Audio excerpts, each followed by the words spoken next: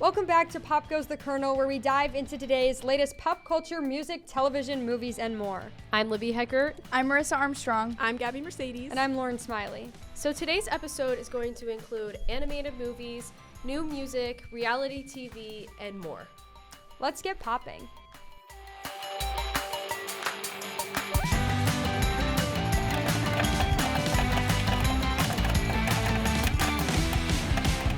The opinions expressed on this podcast are the speaker's own and don't uphold the opinions expressed by the Kentucky Kernel.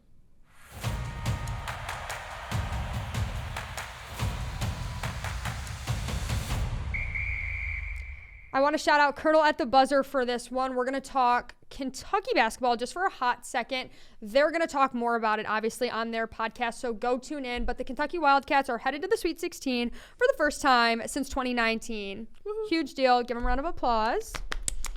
March Madness is crazy, guys, not just for Kentucky and Lexington, but longtime Lexington and Kentucky fans, because former head coach Rick Pitino faced off against former head coach John Calipari this weekend. St. John's and the Arkansas Razorbacks played each other. Close game, tight game, a lot of media coverage. If you're a longtime Kentucky basketball fan, you know what this means. Huge deal. Calipari and Rick Pitino aren't exactly best friends, is kind of what I got from the press conference. Rick Pitino said, it's not like I'm going to go get coffee with him. It's not like I know his kids. I don't know his wife, X, Y, and Z. They were classy towards the end, but I almost wish that they would kind of recognize that they do have that Kentucky basketball Big Blue Nation in their blood. They do have that in common. And so I think they respect each other and they're competitive.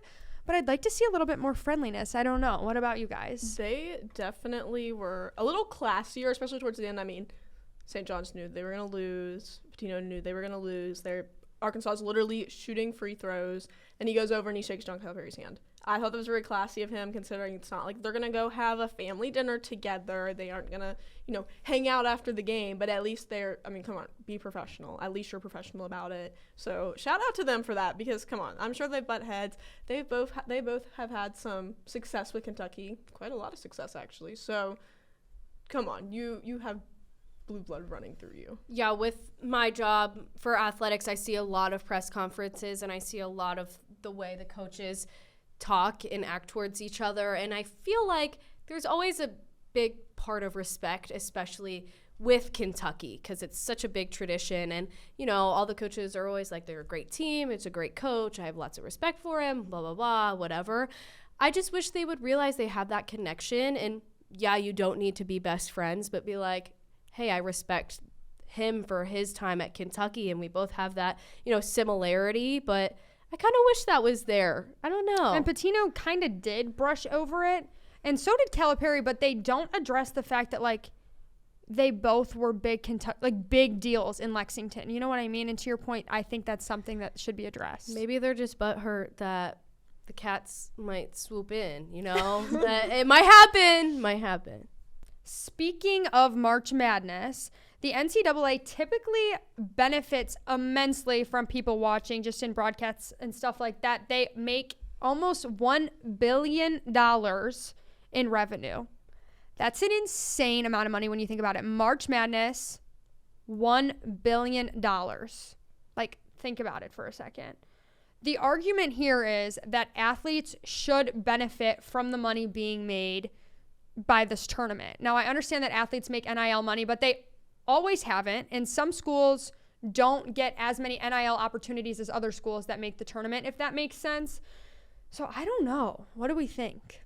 Okay, so coming from a family, my brother played Division I baseball, and NIL was a talk in my house, because my brother played, but he wasn't Aaron Rodgers on the University of Pittsburgh. No offense, Libby's brother. Yeah, no offense, but there were kids on the team that were making good money from it. Me personally, I think it is so stupid for athletes to get paid to play their sport. Most of them are probably going to college for free. They have some sort of scholarship, something like that. They should play for their scholarship. That's the money. That's how they're getting paid, for not having to pay to go to school. So I think there is no reason that they should get paid for it. You can get money through brand deals and videos and other like Instagram, social media and stuff like that. Like, there is no reason you should be paid to be passionate and, you know, play your own sport. I just think that's dumb. Maybe coming from a sport that wasn't so, I guess, popular. I think it's dumb as a college athlete. Like, in protesting, just go and play the game. Just go and have fun and try your best. Like, it's March Madness. This is the biggest time in college basketball. Just go have fun and be passionate and put your all into it. Do we really need to be talking about getting paid for it? You're in college. You're a college athlete. It's different if you were at a pro level and that was your job, but you are literally going on a scholarship. I see it that way, but I also am like, they kind of are. Like, that is a job. Like, the way that, let's say I work at McDonald's. I don't. But let's say I do. I go to class, and then I go to McDonald's. I get paid to work at McDonald's, okay? They go to class, and they go to practice, and that's their job. But now that I'm thinking about it, like, their tuition's being paid for by them going to their job. So I see it both ways. But if they go do, like, a brand deal for, like, some of them are the face of March Madness. Like, you know what I mean? Like, these schools that are, like, Cinderella stories. Like, a couple of years ago, nobody had heard of St. Petersburg. Nobody had heard of Jack Golke at Oakland University when they beat Kentucky before they did. I mean, that kid benefited from March Madness. Like, he should have got paid. People watched that game because he was so good. You know what I mean? Yeah, I just feel like you sign up for this. You sign up to be here and be an athlete. And I don't know. My opinion won't change on that. I think it's dumb. I think there's a lot of athletes out there that are being paid for stuff that they don't deserve. Like Livy Dunn's out there making the most NIL money. Like, that's another story. We've talked about her before, but like, why? I don't know. I don't know. I think go to school, play your sport, have fun. Call it a day. Yep.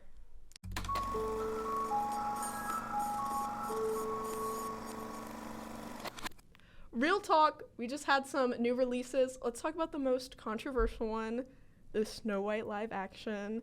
We know this has been pushed off for what feels like years, especially with the whole Rachel Zegler drama. Have we seen it? How are we feeling? Are we liking the live action?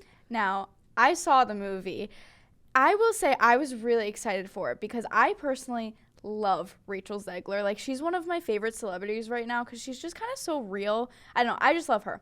So I was excited for the movie. Going in, I didn't think it was horrible. Everyone else that I went with thought it sucked, thought it was really bad.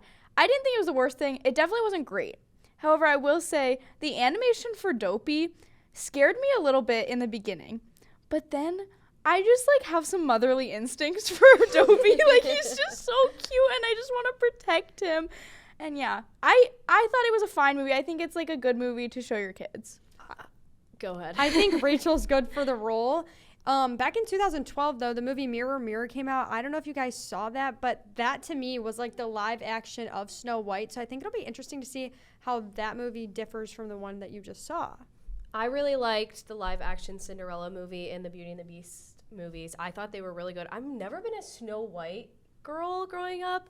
The dwarfs always freaked me out when I was little. I don't know why, but I kind of want to see it just to see how it compares to the other live action princess movies like Aladdin. That one's so good, but we'll see. I don't know. My biggest complaint was kind of the singing with it. Like, of course, Rachel Zegler is incredibly talented, especially with her singing. However, Snow White is very, like, dainty, like, higher register, like, almost think Ariana Grande kind of singing. So I know there was a lot of, I want to say, hate about that, especially on TikTok I saw. Honestly, I'm not a fan of what I've seen. I'm not a fan of the trailer. I really liked the live action Cinderella. Maybe it was just because of the Prince Charming in it. I thought he was beautiful. But I'm not vibing with this. I'm not a fan. It looks so odd for a live action. I don't know. I do want to pose the question for live actions, though. The majority of this movie is still animated. Like, the dwarves are animated but look realistic. And that's, I feel like, a trend of some of the more live action movies. Like Lion King live action, it's still all animated because they're not real.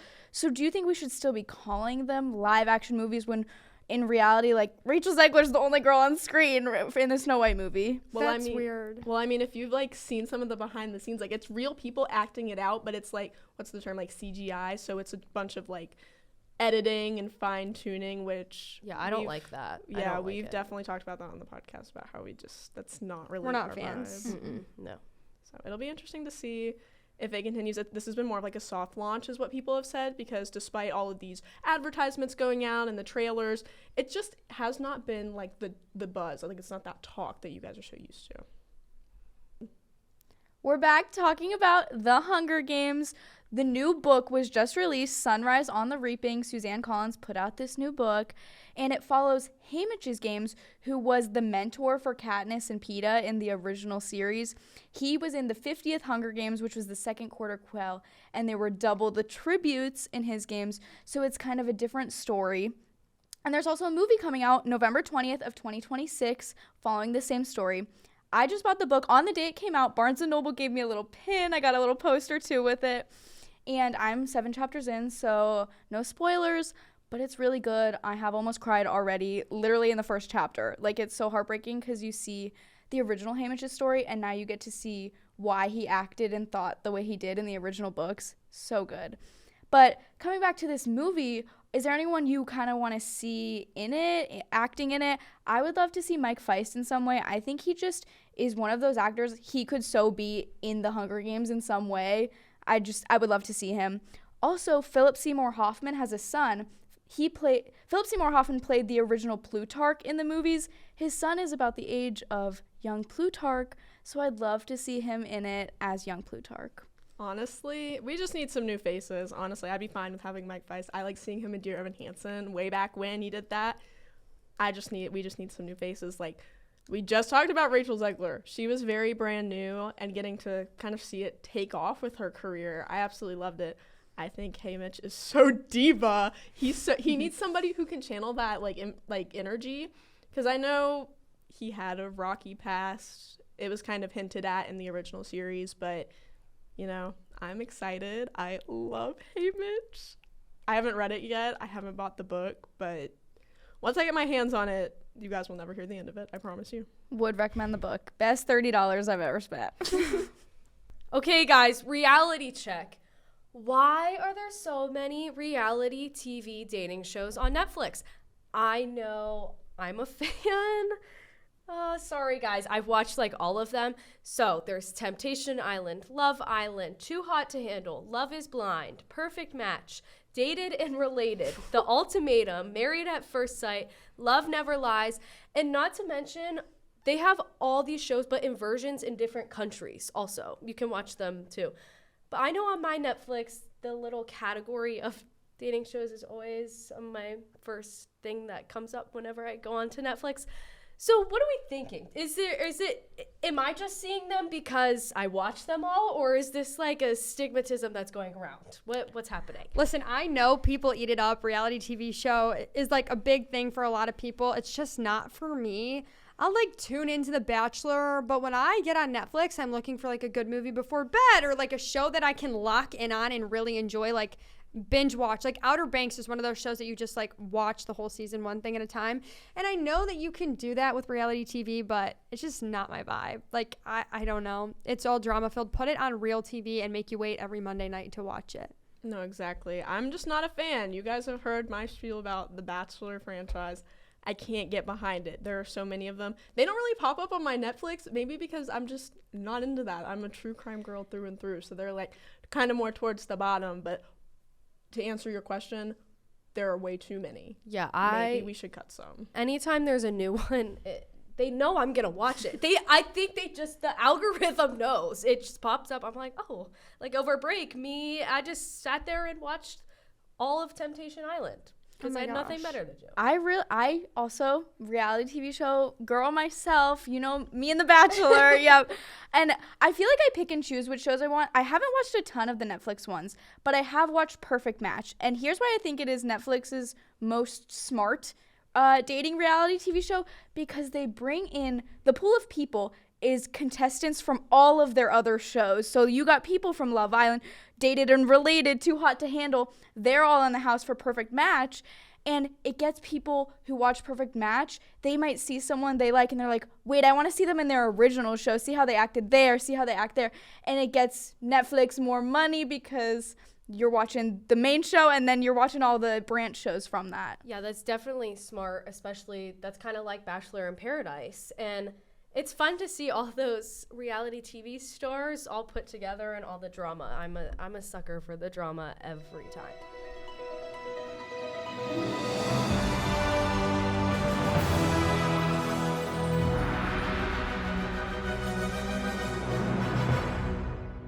While we were on spring break, a lot of celebrities announced their new relationships. So I want to brush on just a couple couples that came out over this break. First, we have Lucy Hale from Pretty Little Liars and Harry Jowsey from the Netflix dating reality pool, most known for Too Hot to Handle. And he was also on Dancing with the Stars. I don't like this couple. I think it's random. Lucy Hale is she's a very sophisticated woman in my mind. And you're putting her with Harry Jowsey. A man of many talents. That's a way to put it. And they told people that it's casual but not brand new. So I don't know what's been going on there, but I don't really like them.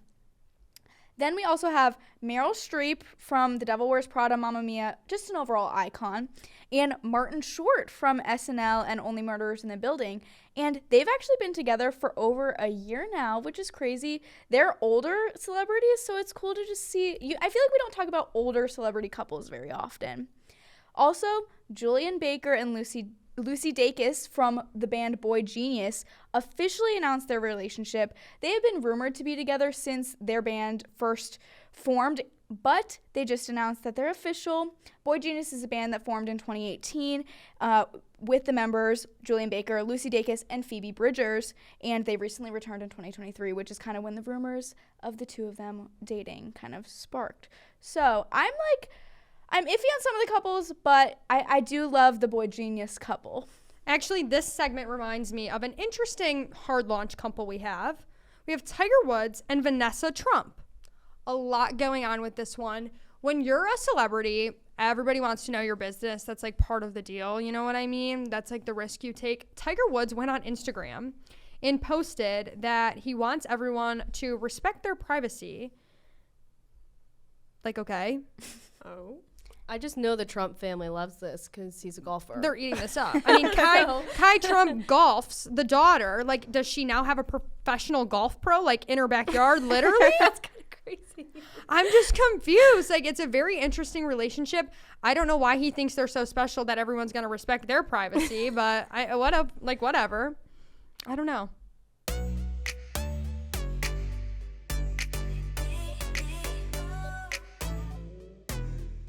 So we have some new releases. Playboi Carti dropped a new album called Music. Jack Harlow and Doja Cat with Just Us. Leon Thomas and Chris Brown, Mutt, which has seen that all over TikTok. The Giver, Chappell Roan. I'm a Little Crazy, Morgan Wallen. Hands of Time, Eric Church. What Could Go Right, Thomas Rhett. I know we all listened. What are we thinking? Let's start off with Playboi Carti, his album. I really liked his song Philly with Travis Scott. I think Travis Scott really compliments whoever he's with, their vocals, and I think that song, it's really good. It's kind of a change of tune from Carti's regular songs, and I also really like Rather Lie with The Weeknd. I think it's really good. Also with Travis Scott, I liked Crush. That was my standout from the album. I'm right there with you. I loved Rather Lie with The Weeknd. I just felt I don't know, maybe that's kind of more my vibe as far as rap music, but also I really liked the songs with Kendrick Lamar in it, so Good Credit and Backdoor. I don't know, maybe it's just because I've kind of been getting into Kendrick's music a little late. She's becoming a fan. I know. I'm starting to choose my side in the whole debacle. Great, guys. But honestly, it wasn't a bad listen. I'm not the biggest fan of Playboi Carti, but honestly, good work, man. Good work. Well, I liked Morgan Wallen's new song, I'm a Little Crazy, on repeat. Definitely going to be a summer song when I'm riding around in my Jeep. That's going to be fun. But I'm ready for the album. The album comes out on May 16th, and I think that's kind of a long time to be waiting. Let's speed the process up, buddy. I really like this song because I feel like it kind of goes back to his country roots. It's not so pop country like we've talked about before, so I really like that Chappell song. I'll let you talk about this. I love Chapel's new song, The Giver. It's more country vibes, and I think it works with her vocals so well. And she's still a newer artist, so she's having time to kind of experiment with her style. And I think this is a really great route that she's taking. And though I am a pop girl through and through, I like the little mix of it, the pop country vibes. I was so not expecting that from her. Whenever I turned it on, especially with her album cover, I was literally not expecting that at all. No way. It caught me so off guard. But we do have some new albums to look forward to. We have Joe Jonas, if you guys like the Jonas Brothers. Oh, yeah. He's releasing a solo album called Music for People Who Believe in Love. Lana Del Rey is releasing an album called The Right Person Will Stay. Kanye West has a new album he's releasing called The Bully. And A$AP Rocky has Don't Be Dumb. What are we excited for? You know me, A$AP Rocky, he previewed his album at Rolling Loud this weekend in California.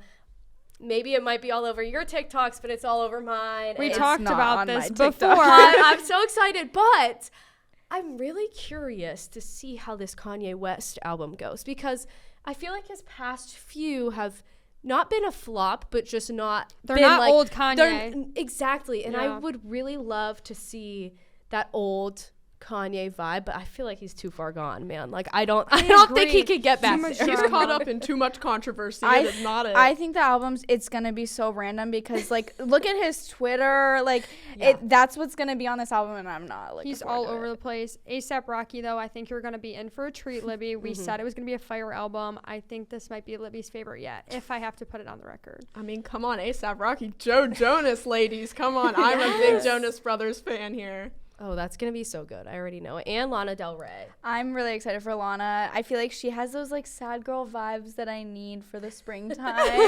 Like I don't know. I just need some more sad music in my life. Come on, guys. Over spring break, my mom made me sit down and watch the Grand Ole Opry with her, which was celebrating 100 years and its impact on country music. Not something that I would typically sit down and watch. Okay, I think it's definitely like more our parents' vibes, or I thought it was. But I had some favorites in there. I watched the whole thing. Truly incredible. Saw so many like unforgettable performances. Huge takeaways that I liked. Garth Brooks and Trisha Yearwood, they're married, if you didn't know. They honored George Jones. Reba McEntire provided a tribute to Patsy Cline and Loretta Lynn. And my favorite, Carrie Underwood, my girl, honored Randy Travis, and he was there in person, and like not a dry eye in the room, guys. Like very emotional tribute to him. So I did some research after I watched it because I was so into it, and I looked at people on the list, and some of my favorite members on the list are Kelsey Ballerini, Rascal Flatts, Luke Combs, and Carrie Underwood. Kept doing some digging, and like a lot of people, Marissa, think Taylor Swift should be on there. And I just don't think so. I don't know. I think her country she's out of her country era. I'll admit that. She's had some hits coming back in the country era, you know, bringing with the re-records. But as much as of a Swiftie as I am, I would like to see her there, but I understand why people don't. Let me just. She ain't no Alan Jackson, guys. Like, that is country music. And she, like, I get it. Like, little teardrops on my guitar. Love it. It's not, like, Not anymore. But you can have songs standing Reputation. Like, those are two different things. That is not Grand Ole Opry. Like, that's not. Right. She's that's not going to the same thing. stand Exactly. in the center of And a I stage. can't see her coming back and just going and singing her old country vibe because I feel like she's past that, like we talked about. But I don't know. I'm like, this is like, it's just iconic. These like are your country. OGs. Yes. These are like where country music stars go to thrive, and she's just not a country music star anymore. Me personally, I'm a huge Rascal Flatts fan. I have not heard much of them in literally forever. Carrie Underwood, she deserves the world. I'm not always the biggest fan of country music. However, Grand Ole Opry comes around.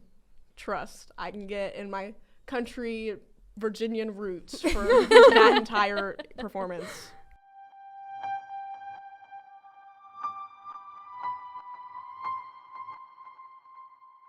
We're going to talk astronauts here for a minute, and not just Neil Armstrong. Now listen, Neil Armstrong, very famous astronaut, also a very famous dad. Shout out Marissa's dad. Shout out, my dad's name is Neil Armstrong. Shout out King, love you. Fun fact for the podcast. But we're actually going to talk about a couple other NASA astronauts today. They returned to Earth after a drawn-out mission in space. Guys, listen to this one. The original mission, test mission, was supposed to be 8 days long. They ended up being in space for 286 days. Absolutely not. I would sue. I'd be done. I'd be getting a check for real. Did they run out of food and stuff like that? That's what They're alive and well. They have since landed off of Florida's coast 9 months later than expected, obviously. All the astronauts were flown on a plane to NASA crew headquarters in Houston for some routine health checks, and now they're going to go home and proceed as normal. You can't go back to normal. Like, that'd be so for real. Like, I looked up, kind of looking into it, how, like, the compensation they would receive for every extra day they were there. Guys, I think it only amounts to in the hundreds. And I say only because they were up in space for an extra 9 months, and you're telling me it's only in the hundreds that they're getting back in compensation? Are you kidding me? Do you know the amount of, like, it takes a toll on your body, and there have been former astronauts that have talked about this. It takes the biggest toll on your body because you are literally floating in this tiny little aircraft with a bunch of different people. And it's like dark and there's no like. And you don't get that time back? Yeah. I mean, Gravity, 9 months. guys. Gravity. And there's no phones or cell service up there. What am I supposed to You do would without my die. TikTok? Yeah, I would die. How are you going to look up Jojo Siwa's latest red carpet look? Exactly.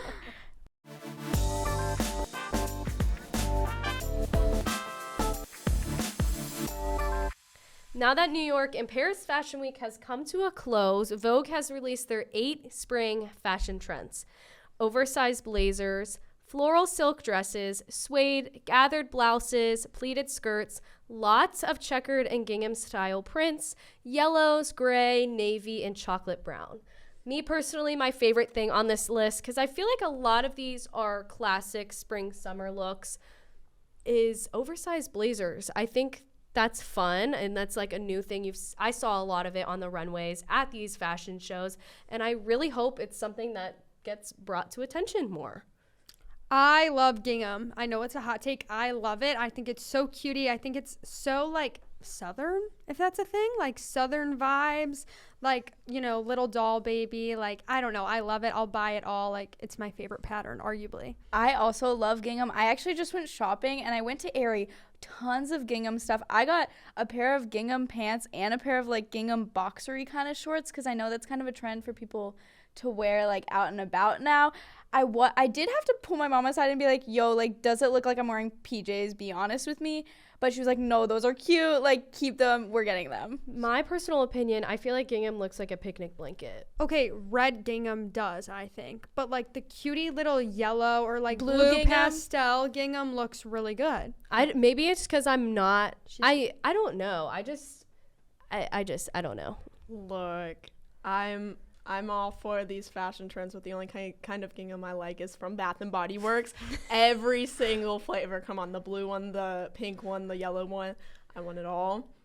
I could not care less about the style. However, Bath & Body Works makes some really good sense of it. So I say a win is a win for gingham in that aspect. Jojo Siwa came back like a boomerang again. Good one, Libby. Good one. That was good. Yeah, she's back at it again with another wild red carpet look at the iHeartRadio Music Awards. Guys, I'm not really sure what's going on. She said she woke up and was like, yes, this is my outfit. So basically, she kind of described it as coronavirus looking. I don't know. It's a So that's a disease. it's a That's an Canadian jumpsuit. Isn't that what they call denim on denim? Yes, I'm Yeah. right. When was denim on denim the coronavirus? No, her thing in her hair. Her head. She has this circle hair. Why is thing that the vibe going we're on? going for? And you know, her classic rhinestone face paint, whatever, and then she has this like $500 bra top on. I'm like, this all doesn't match. Granted, I get it. I love being extra. Don't get me wrong, because I will always be the one overdressed. Clearly not right now, but she said, I don't think I did, but I got close to my last outfit. If you guys don't remember, this was around the time of Jojo Siwa Karma. She was rebranding herself last year. So I don't really know. Me personally, I grew up with Dance Moms. I'm from Pittsburgh, and that's where Dance Moms was filmed. I have met Jojo Siwa multiple times, guys. Okay, celebrity. And back when she was Jojo, Bo, Crazy, Rhinestones, Sparkles, all of it, she was like a walking astronaut. Like, I swear, guys. Like, that's what we would say. Because she's so tall. Like, and it was just covered in glitter. Like, I do give it to her. She has no shame. She is who she is and just wants to be that and, you know, be crazy and be out there and all that stuff. Good for you. But like, okay, when can we go back to the Jojo Siwa era that she was when she like, do you remember when she like wore those pretty dresses and like all that stuff at a red carpet? That's what I'm saying. If it's a red carpet, I think you should dress nicely. This look makes absolutely no sense to me. I don't get it. No, it doesn't. She just announced that she's going to be going back on tour soon. You'd think maybe she's going to wear a fit that like resembles her music or her vibe to like promote the tour. No, this is like it just I can't even put it into words because there's no way to describe it. It's just so out there and random and I don't like it. She needs to like work on her media training. Like, why are we comparing it to the coronavirus? Look, she has been in the media since she was like maybe this tall. In retrospect, it's like 3 feet tall. But you know, she has been in the media since she was a child. What do you mean we put on that to a red carpet? Don't get me wrong. Be whoever you want to be. But come on. You are on a red carpet. We saw how Karma went. Come on. We all saw it. Who didn't? That was low-key a hot mess. Good for her. She should have known better. She should have. I just think she's trying Good to. one, Lauren.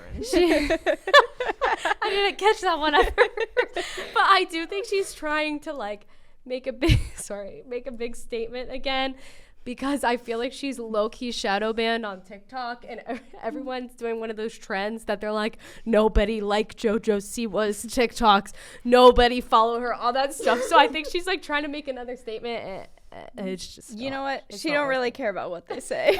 Well, okay. No. The pun's gotta go. We gotta be done.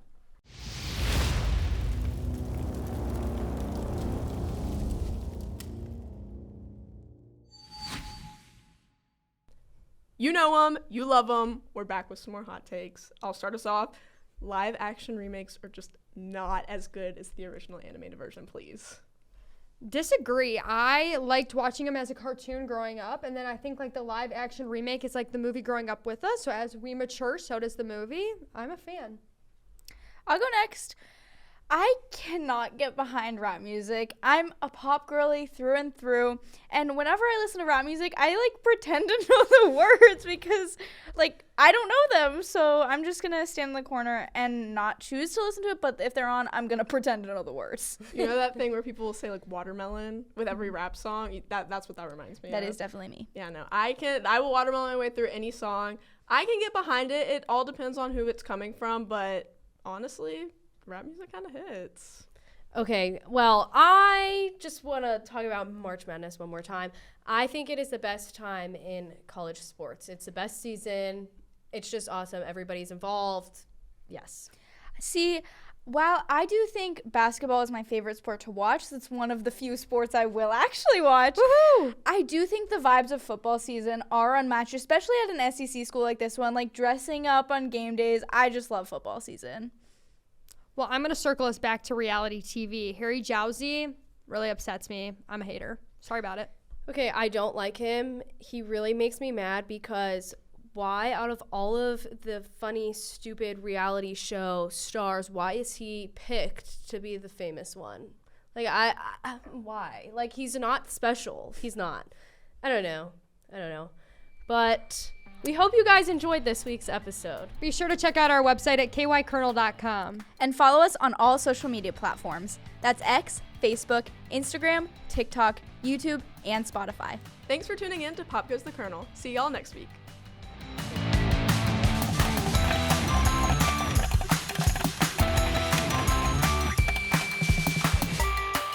Pop Goes the Kernel is produced by Gianna Gallo, featuring Libby Heckert, Marissa Armstrong, Gabby Mercedes, and Lauren Smiley. Edited by Jackson LaCroix.